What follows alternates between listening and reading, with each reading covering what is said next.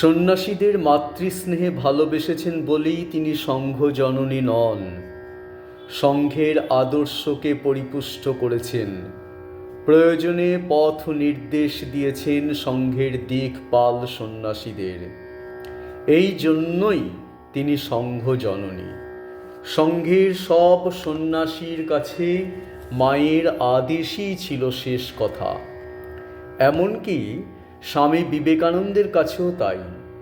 মায়ের সব আদেশ ও ইচ্ছাকেই স্বামীজি মাথা পেতে গ্রহণ করতেন।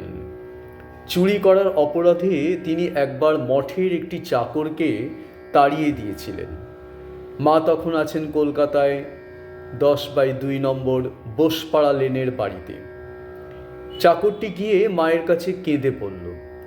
মা তার কাছে সব শুনলেন এবং তার স্নান আহারের ব্যবস্থা করলেন। বিকেলে স্বামী প্রেমানন্দ মঠ থেকে মাকে প্রণাম করতে এলে মা বললেন, দেখো বাবুরাম, এ লোকটি বড় গরিব, অভাবের তাড়নায় ওরকম করেছে, তাই বলে নরেন ওকে গালমন্দ করে তাড়িয়ে দিলে। সংসারের বড় জ্বালা, তোমরা সন্ন্যাসী, তোমরা তো আর কিছু বোঝো না, একে ফিরিয়ে নাও। প্রেমানন্দজি বললেন, স্বামীজি এতে খুব রেগে যাবেন। মা তখন উত্তেজিত কণ্ঠে বললেন, আমি বলছি নিয়ে যাও। প্রেমানন্দজি যখন মঠে ফিরলেন, চাকরটিকে সঙ্গে দেখেই স্বামীজি বলে উঠলেন, বাবুরামের কাণ্ড দেখো, ওটাকে আবার নিয়ে এসেছে। কিন্তু যেই প্রেমানন্দজি মায়ের আদেশের কথা বললেন, স্বামীজি আর কোনো আপত্তি করলেন না।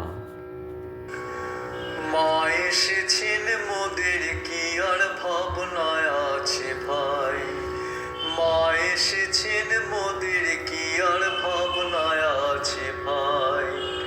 ভবের বোঝা দূরে ফেলে হয় সকলে নাচি গায়ে, ভবের বোঝা দূরে ফেলে হয় সকলে নাচি গায়ে, ভাবনা কি আর ভাই। মা এসেছেন মোদের কি আর ভাবনায় আছে ভাই, মা এসেছেন মোদের কি আর ভাবনায় আছে ভাই, মা এসেছেন